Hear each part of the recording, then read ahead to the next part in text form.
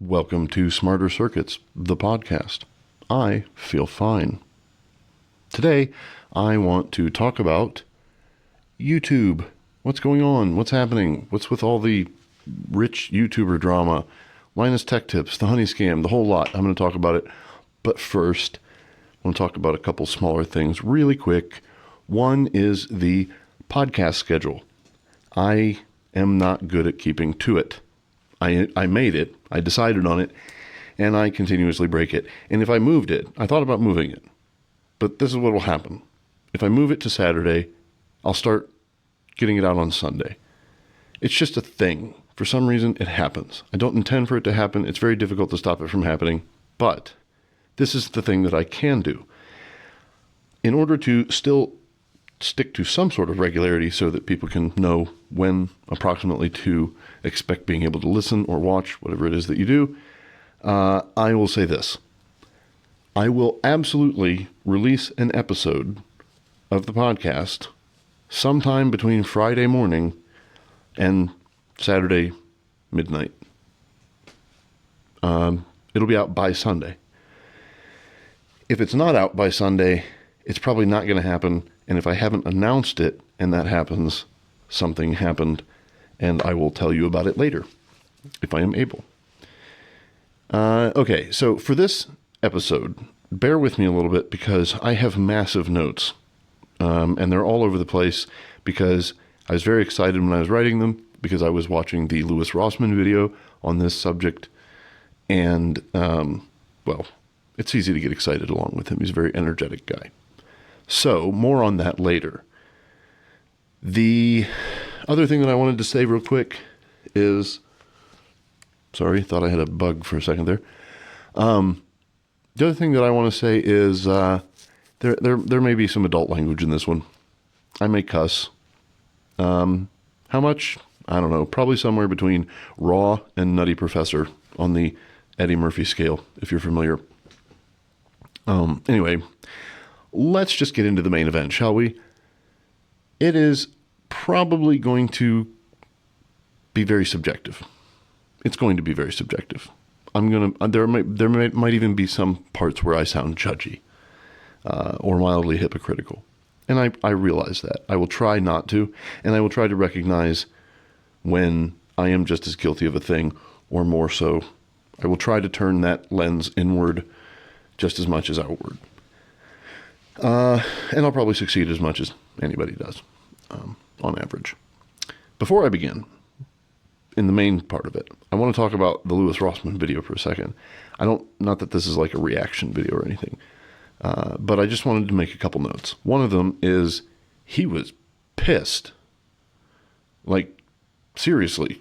And I can understand why. I absolutely can understand why. And I think that this is more than just this event. And it's more than just Linus Tech Tips. And it's more than just honey. There's a thing that is happening. And maybe it's always happened. And maybe it always will happen. I don't think that it's going to destroy YouTube or even destroy these YouTube channels.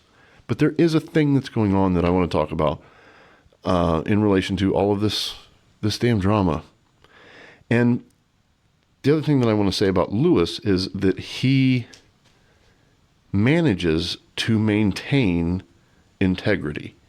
And I want to point that out because this is going to be a recurring theme in this episode, that there are a lot of YouTubers out there that just, for whatever reason, can't seem to tell the truth or be honest about their situation or even show restraint in some instances, which I'll get to all of that. But Louis manages to just be Louis. I don't think Louis has a choice to be anything but Louis, especially with his energy. And that is marvelous because he's not trying to put a mask on. He's not trying to do a dance he can't do. He is putting himself out there. And if you like him, hang on. And if you don't, go watch something else.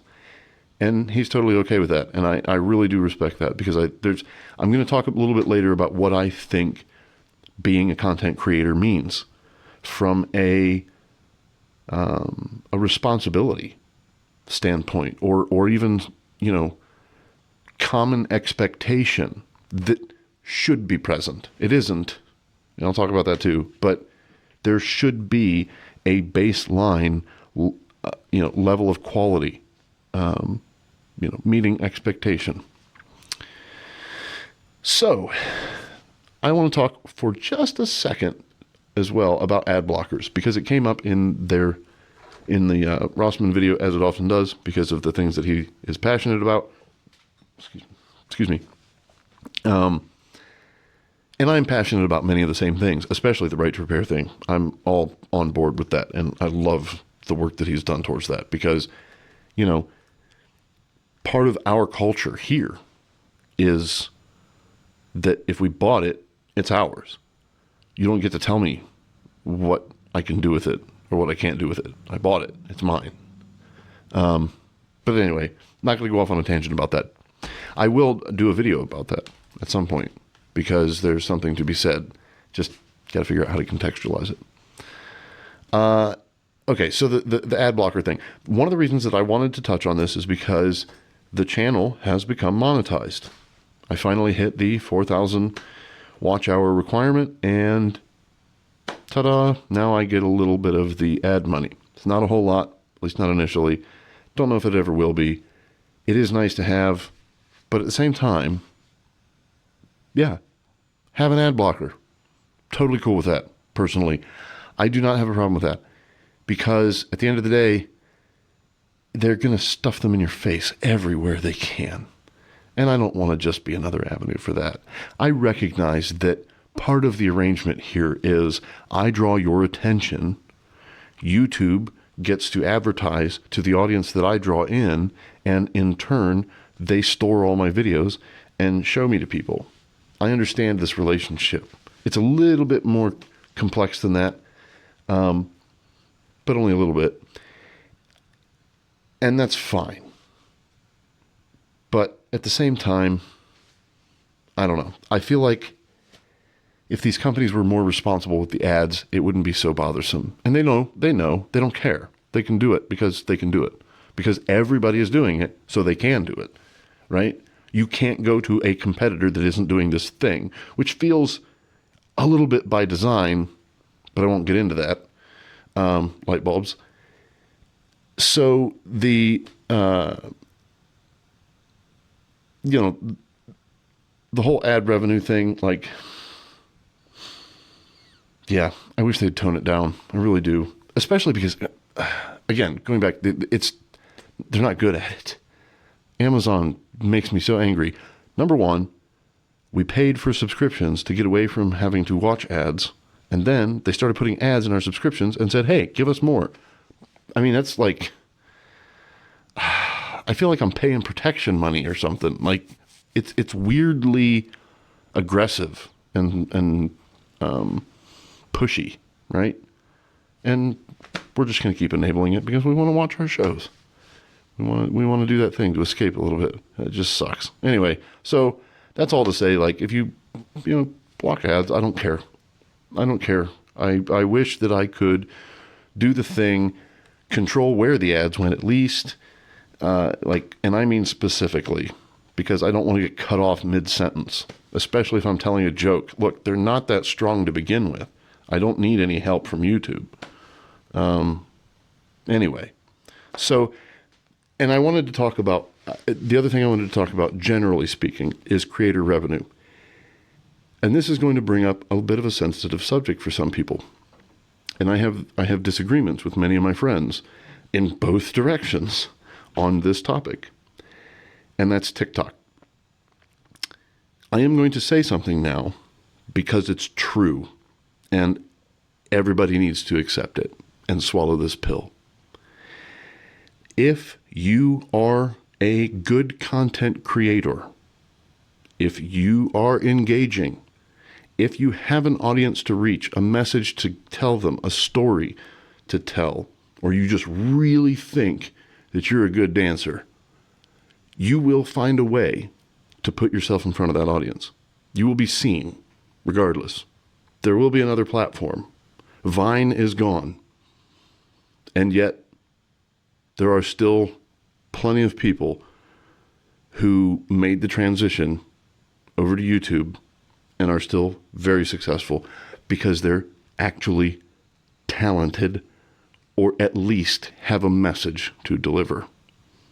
So, now, on the ban, I don't really care either way.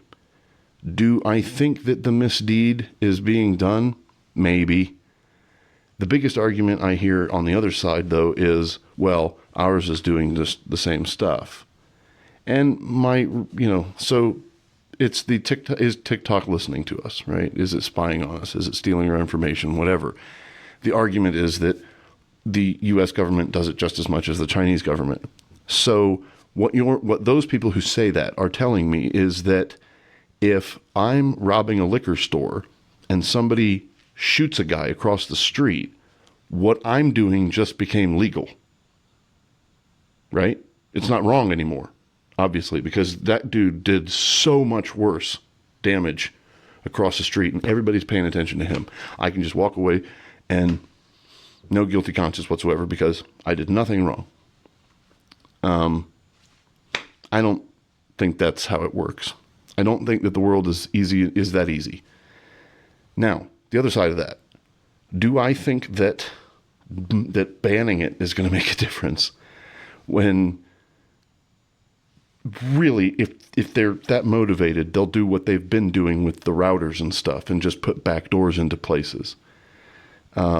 It's an awful lot of data to handle in the first place. And, honestly, at this point, I'm sort of surprised that it's not just all out there in just one big amorphous mass that you can just kind of reach into and grab data out of. That's what it feels like sometimes, but that's not what it is.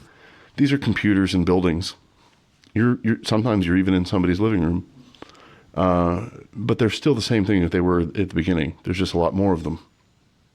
And what I mean by the beginning, I mean the beginning of the internet. Not like computers and stuff. So yeah, going back, if you're a content creator and you're good at it, you're going to find a way to revenue.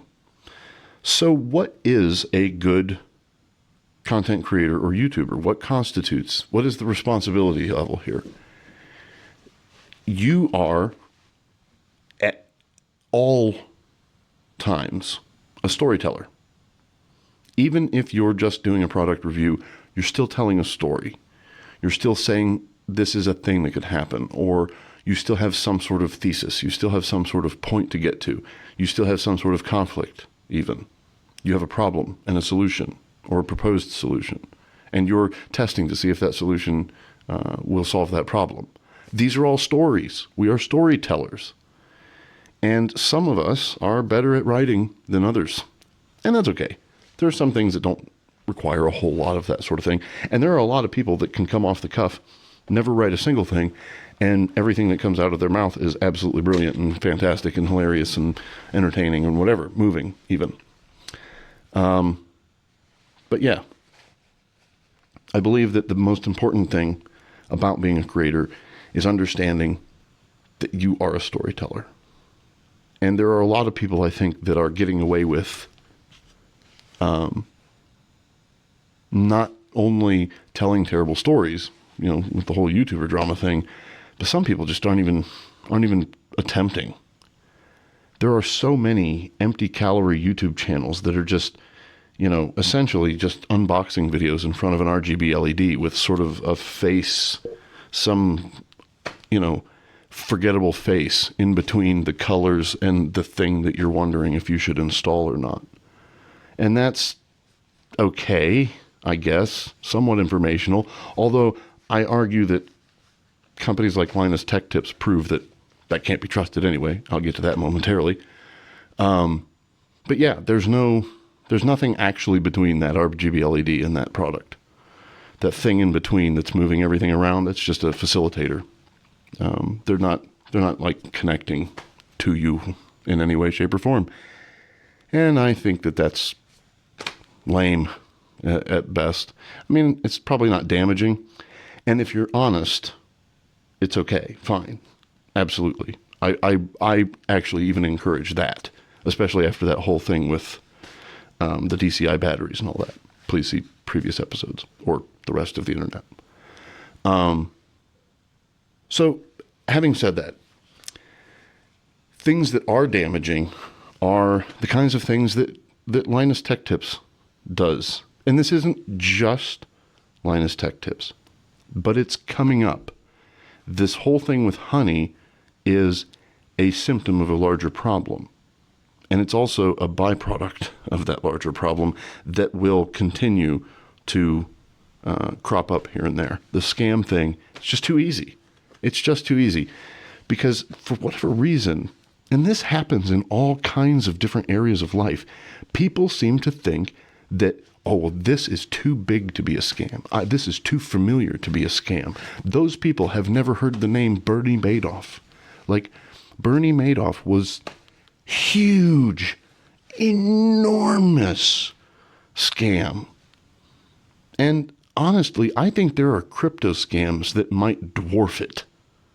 So never think that something's too big to be a scam. Never think that something's too big to fail. General Electric, Radio Corporation of America, Sears. Nothing can be too big to fail. And that's good. I might talk about that here in a little bit. I think I have a note about it. Not sure. If I don't, my apologies. I want to get back to the Linus Tech Tips, the specific stuff, right?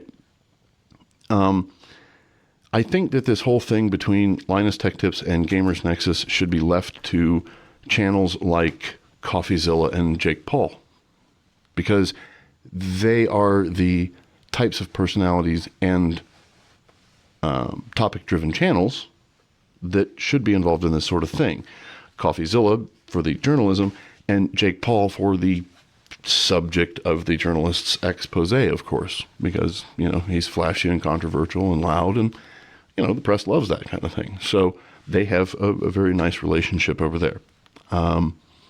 They leave it out of the tech sphere. We don't need that shit. If you're going to create tension, conflict, those sorts of things, be a storyteller. Tell me how you tried to install that Philips Hue and nearly electrocuted the dog, right? Until you finally figured out, oh, the light socket, of course. Whatever the case may be. I have no idea. I have no idea what was in my head. I have no idea what I was picturing when I said that. But this is not something that I think should be in the tech channel. And here I am. Look, I'm doing the same thing. I'm reacting to this situation. But I'm reacting to the bigger situation, and that is that this, I think that a lot of this is channels who can't figure out what to do. And so they do this. So I don't want to say that. I actually don't want to, I don't want to say that about Gamers Nexus. Something was being brought forward that was a concern. And I believe was also true. And that is that this was a massive tech channel who pulled out of a sponsorship deal way before the other people found out what was going on and did the same. And that's pretty sus, as well as, like, who says that anymore? I have no idea why I just said sus, but you don't do that unknowingly, especially as a massive tech channel. Problem that I had from the rip is, you're telling me that you didn't vet anything? Like, so it's not even just the thing that the extension is doing that is bad. There are other indications of the bad activities that are happening. Some of them are in the terms of service. So you're telling me that one of the biggest tech YouTube channels on YouTube, a channel with 18 million subscribers and over 50 staff members, and a vast majority of them at least computer super users, if not IT professionals. These guys didn't know? Their legal team didn't review anything when they got into the sponsorship arrangement? Okay, so if that's true, and it could be, it actually could be. This is the terrible thing. People will look at a $10,000 check, a $30,000 check, a $50,000 check and go, that's a nice check. Not, where did it come from? Which is the first question you should ask, even if you know where it came from. You should ask it again and see if you can dial in on the details. Who sent it and why? That's what you need to know, first and foremost. And the reason I say that is because of the whole Russia thing, months ago. You should question out of the ordinary things.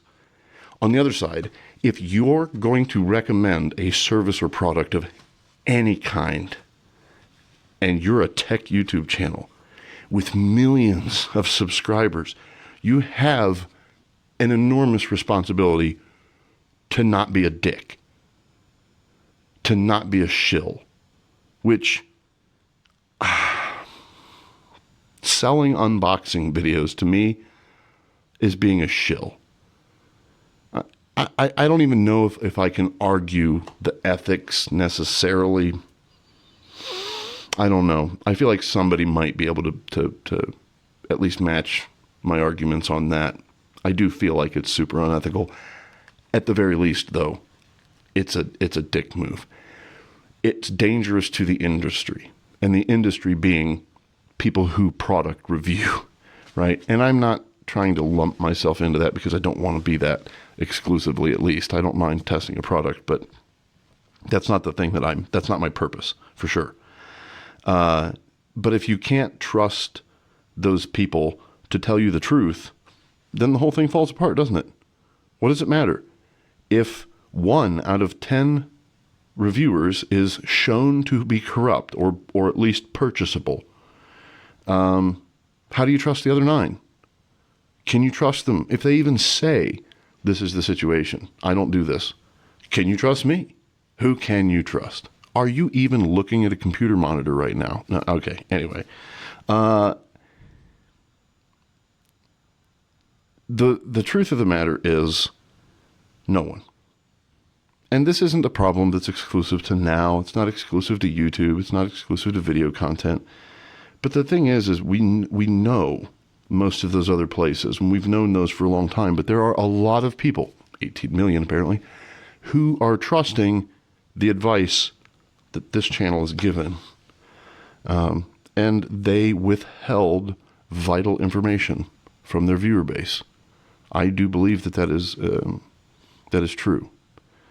And that sucks, because that's a serious trust hit, in my opinion. If you came out and said, hey, we have this sponsor, we think something might be going on, we're not officially saying anything, if you're trying to cover your ass or whatever, you can word things. You can CYA. You have millions of dollars to pay somebody else to figure out how to word it if you want to. But it's not that hard in all actuality. So, you could have taken that moment and built an unbreakable trust with your viewership. But you didn't. So there it is. And that's more or less what I feel about the whole situation. At the end of the day, Louis Rossmann at one point talked about the people who just defend Linus to the end. Well, you're going to have that with everybody. You're going to have that with everybody. When I say everybody, I mean, people with followings. If somebody has a following, taking that following away or convincing that following that what they're following is bad, it's really difficult to do, because the moment you tell somebody you shouldn't be watching this person, no matter how you word that, the first thing that they hear is, dummy, why are you doing this? And so they, so yeah. And the other part of that is, look, loyalists, zealots, sympathizers, sycophants, whatever, these people will forgive 20 egregious offenses because somebody made 2 good decisions, right? And if they've already done that, you have no chance of changing their mind. So, unfortunately, this is just a thing. And at the end of the day, it doesn't really matter. People are going to stick with the channel anyway. And at the end of the day, they're going to deliver what they deliver in most of their other content anyway. You're going to get what you're there for. Now, whether or not you can trust those reviews, which isn't even a topic. Like the thing that I like, what? Why would you do it this way? Was when Lewis started talking about all this pricing and everything. And again, I have no disillusion, that this works differently anywhere else or everywhere else or whatever. I would like to think that somewhere else it doesn't. And I will say, trust me or not, I would not. You don't have to sign, I will talk about signing away your soul momentarily. Let me check my notes here and see if there's anything else I wanted to mention about Linus and that situation specifically. Let's see here. The morality thing. If you find yourself speaking about somebody in a public video that won't go away, that's stored on the internet, that millions of people will see, and you're flashing morality on the screen and then directly addressing a concern that you have about another individual, you are absolutely 100% pointing a finger at that person with a big neon sign that says, I think this person is immoral. And immoral is a very strong thing to accuse somebody of, because everybody's definition is slightly different, if not very different. And so you're sort of creating this generic hatred. And it's a brush fire. Once you start that, it doesn't go away. Even if it diminishes in any way, shape, or form, it doesn't go away, because people will still remember that somebody said this thing. As a matter of fact, there's a weird thing that happens where for a little bit, while people only remember part of the story, it actually gets worse, because when you don't remember all the details, you avoid it doubly hard, right? Or you hate it twice as much. So that's, this whole thing is just stupid. Do I think Gamers Nexus will survive this thing? Absolutely. Steve will be fine, because he's a good YouTuber. He does interesting things. He's just a generally interesting character. Everything about that works. He'll be fine.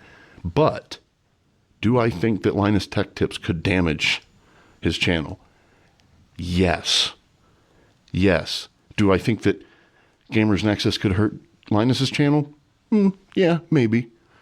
Not nearly as much, I don't think, but possibly. But I think more to the point, a discussion could have been had until you started pointing that morality finger around. That was, I thought that was really sort of shallow. And then there were a couple things that he said that Lewis quoted that I wanted to point out, because I found them funny for different reasons. One of them was... we don't shout it from the rooftops every time we stop working with a sponsor. No, but maybe you should. Maybe you should just so people know. I dropped this sponsor because the contract came up, the numbers didn't sync up, we went different ways. Is a whole lot different than we dropped them because we weren't sure if it was a Ponzi scheme. Or, we dropped them because, although we don't really know the situation, we suspect that they may have been stealing money from creators or violating affiliate agreements. All kinds of things. But yeah, you should shout that from the rooftops. And then in the same sort of conversation, the same paragraph, I think, he also compared himself to the NFL. And I thought that was really hilarious. He made this analogy about, does the NFL tell you blah, blah, blah. Look, dude, yeah, you've got 18, or I'm sorry, I think it's 16. Yes, I'm sorry, 16 million subs on their main channel. That's all.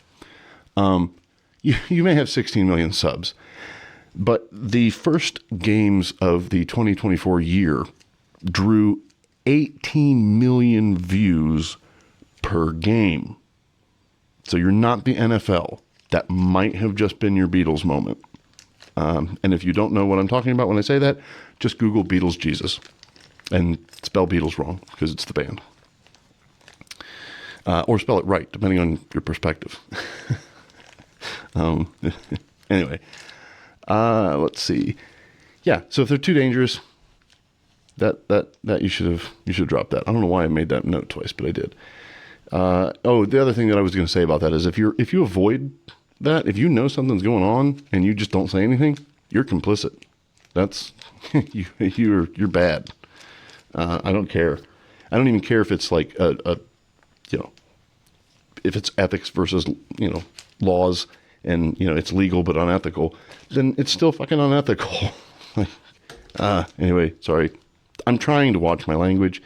I'm reading back through my notes here, and I'm actually sort of getting reworked up. Lewis is amazingly energetic, and when he gets mad, he gets wonderfully mad. Because you just feel like, you know what, you set this guy off. You screwed up. Anyhow, yeah. Oh, the other thing I wanted to say about that. The unboxing thing. I think that's just another sort of version of the regurgitation thing. Like, there's a whole topic here I want to talk about, and that's a subtopic. YouTubers of little substance. YouTubers that are basically empty calories, that are giving you no value, unless you see the value in just watching them to watch them. That's perfectly valid, but it's not like they worked for that. They just sort of fell into it. But YouTubers of little substance, people who pay for unboxing videos or charge for unboxing videos, I think that those are YouTubers of little substance or use. And I think that they're dangerous to the community. I think they're dangerous not only to the consumers, but they're dangerous to the other content creators, because they basically invalidate their credibility or make it harder to prove it. And the idea of doing all this SEO stuff feels very dirty. I understand you've got to get yourself out there. You got to sell yourself, whatever.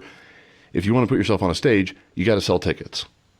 So I understand that. But sort of the cheap ways that some people do that, and I don't just mean the clickbait. Look, if it's clickbait and you can identify it as clickbait, they're obviously not good at it, right?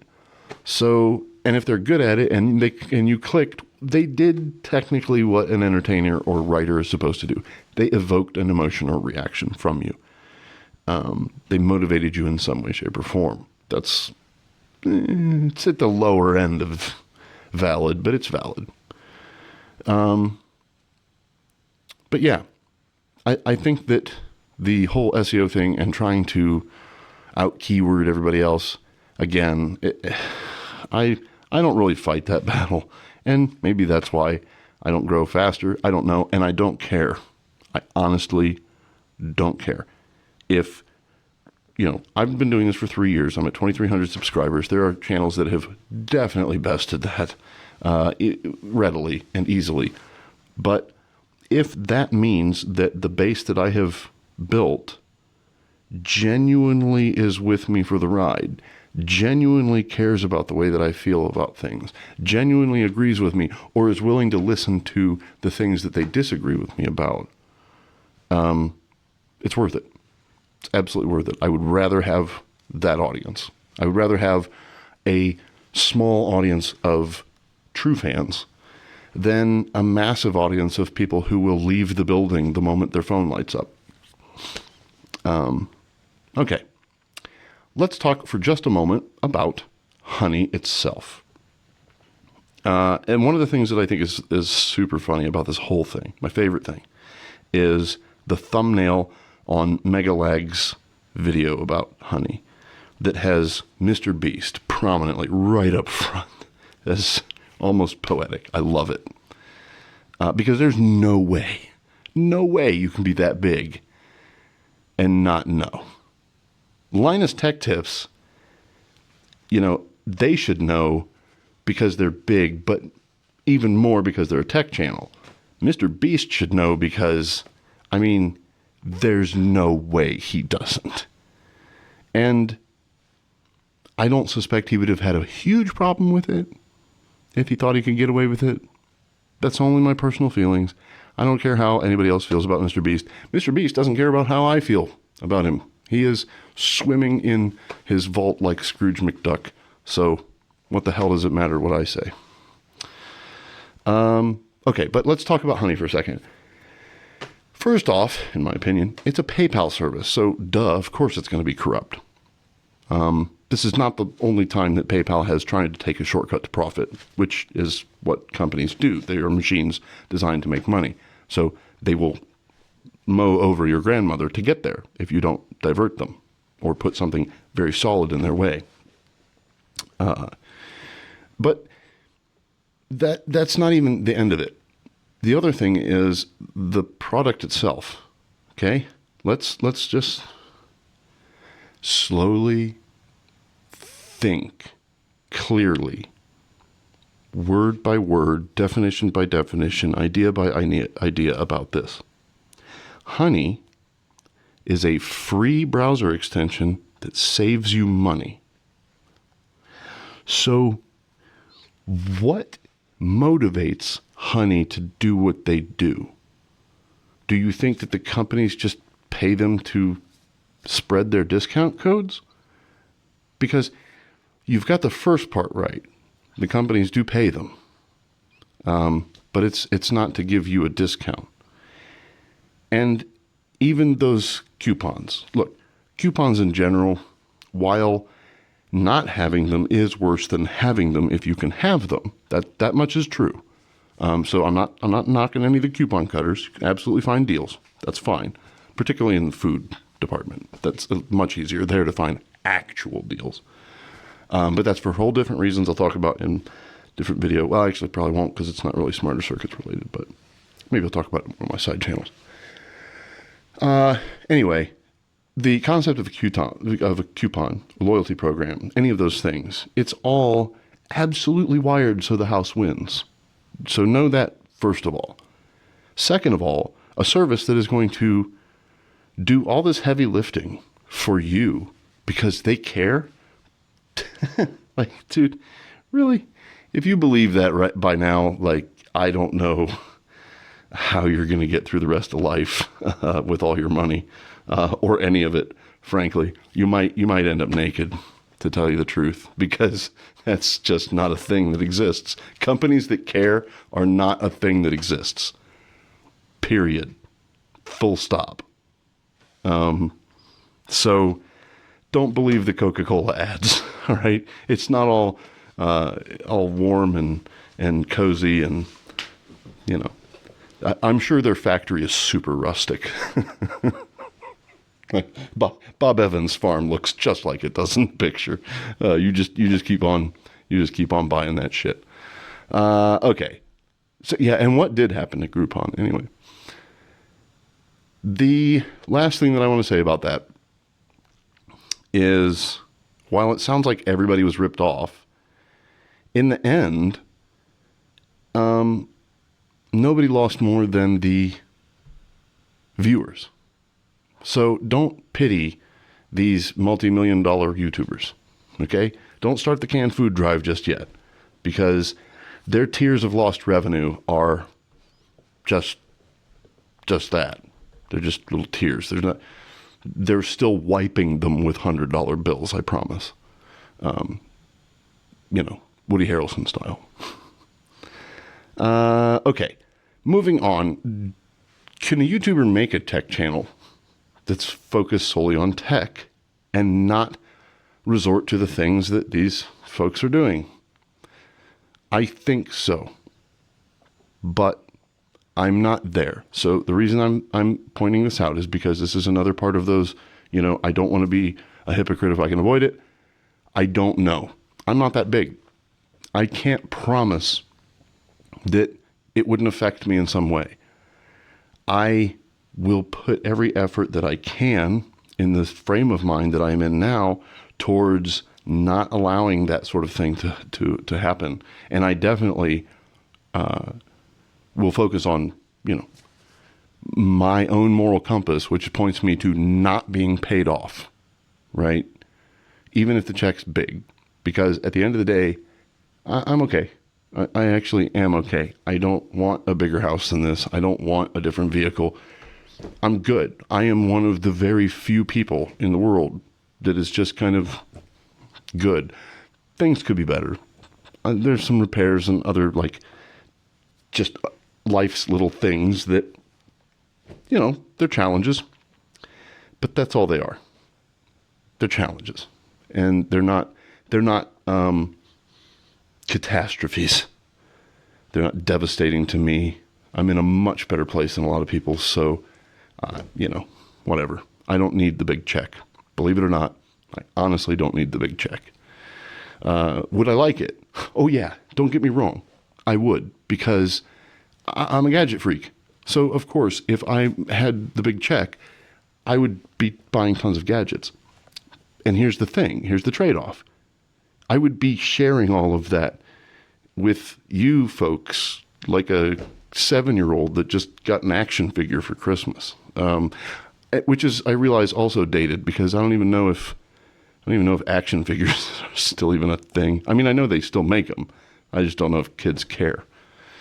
It's kind of hard to when you've got such, realistic 3D graphics and games and such. And I'm not knocking games. I love games. Okay. What's the other thing that I said here? Oh, so again, I wrote these notes when I was listening to Louis Rossman. So some of them are, you can't see them or. This one though is like, is it possible for a YouTuber to become big without becoming a massive drama senator?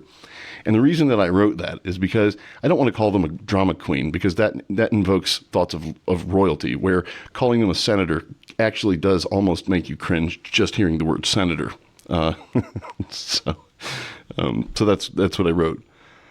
And then the other thing that I wrote about YouTubers with no substance is the ones that have to be rude just to get a little snicker, and that's not really talent. So anyway, I'm not going to dive deep into that. I just wanted to mention it because there is actually a YouTuber who I won't name, who I think of every time I think of this subject, who it's just like, it's like they're pre-responding to hecklers that don't exist. That's exactly what I feel like. I feel like they're very, very afraid. And so they're attacking before anybody else has the chance to attack. They're saying the most outrageous thing before anybody else has the chance to say an outrageous thing about them. And I think that's a really cheap way of entertaining an audience. And I think that it is sort of a weak way of defending oneself as well. You don't need to be that way. Now, if there's a heckler, deal with it.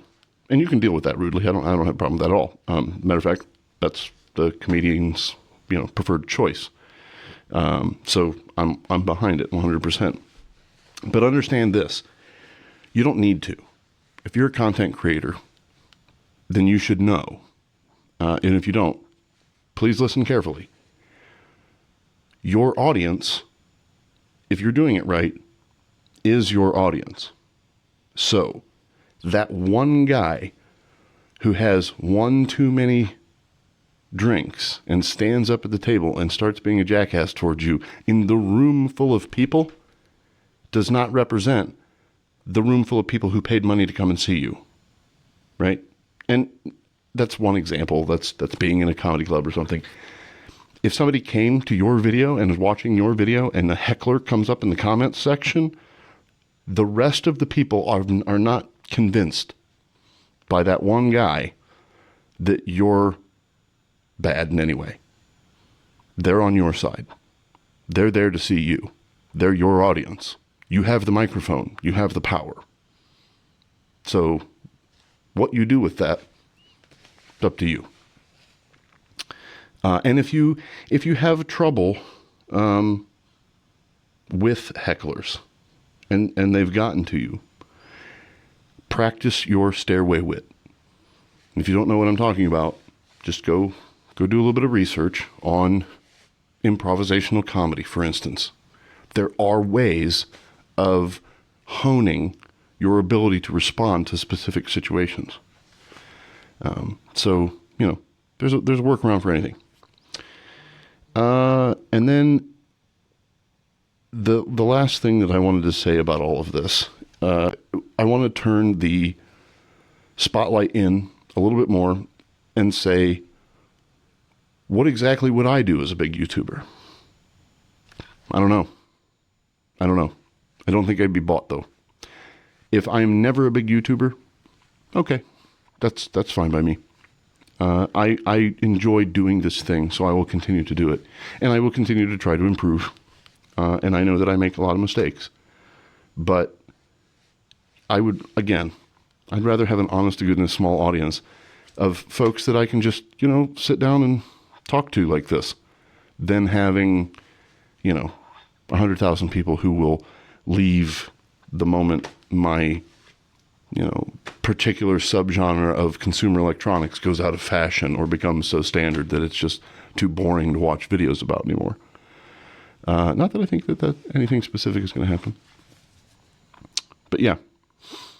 The other thing, if it meant being shady, wouldn't do it. Sorry, reading notes.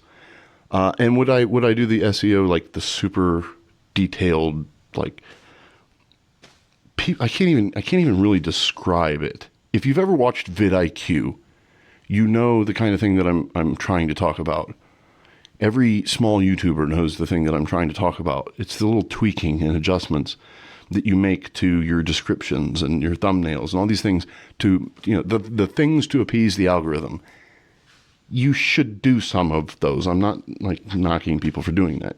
You've got to get ahead somehow. You've got to get the algorithm to work in your favor somehow.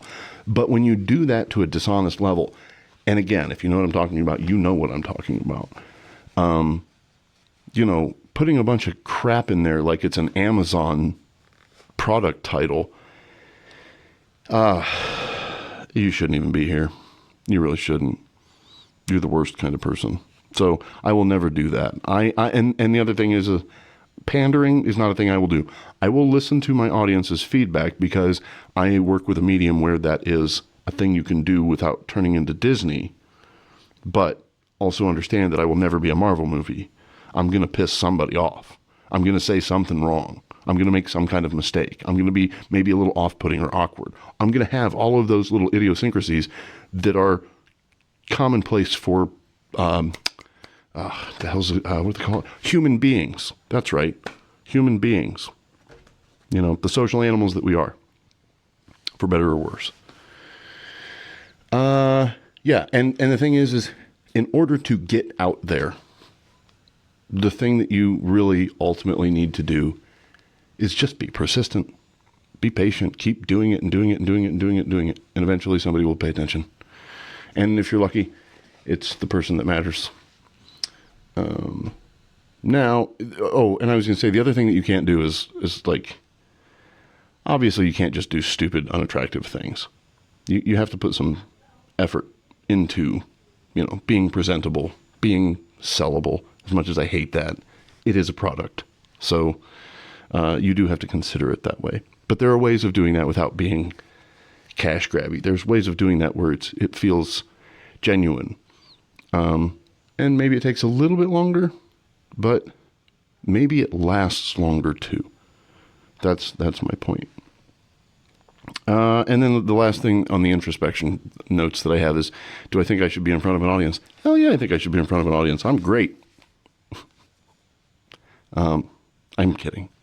I do think that I know some stuff about some stuff. And I think that I can present things in a semi-entertaining way. If you're still here, you probably agree. And I want to thank you for still being here. 49 minutes in. Yeah, that's pretty much all I have about the whole YouTube drama thing. It's stupid. It's not going to go away. Of course it's not going to go away. And this whole Linus Tech Tip thing is going to continue for a little while, and then it's going to blow over, and then everybody's going to be on to the next scandal, Ooh. Scandal. As I destroy my microphone trying to do air quotes on an audio podcast. Oh, it is obviously getting late. I am obviously getting tired. So the last thing I want to do before I close the video is the channel update. As I mentioned earlier, I think the channel is now monetized. I will try my best for that to not be intrusive. but I've never seen this before, so I don't know what I can do and what I can't do. I shouldn't say I've never seen it. The last time that I had this level of access to YouTube's backend, it was very different, put it that way. So, like, now there's all kinds of new things and new programs even that I don't really know a whole lot about, and I'm going to have to just learn and circumnavigate just like anybody else. So please bear with me, and thank you for being along for the journey. Thank you for all of your time. You know, I really do mean when I say thank you for your minutes. We are all allotted an unlimited, I wish. We are all allotted a limited, unknown supply of minutes, and you've still spent some of yours on me. And that's the greatest gift you can give a person, in my opinion. Sincerely mean that. And I do hope you'll join me next week as I continue to rattle on incessantly about smarter circuits.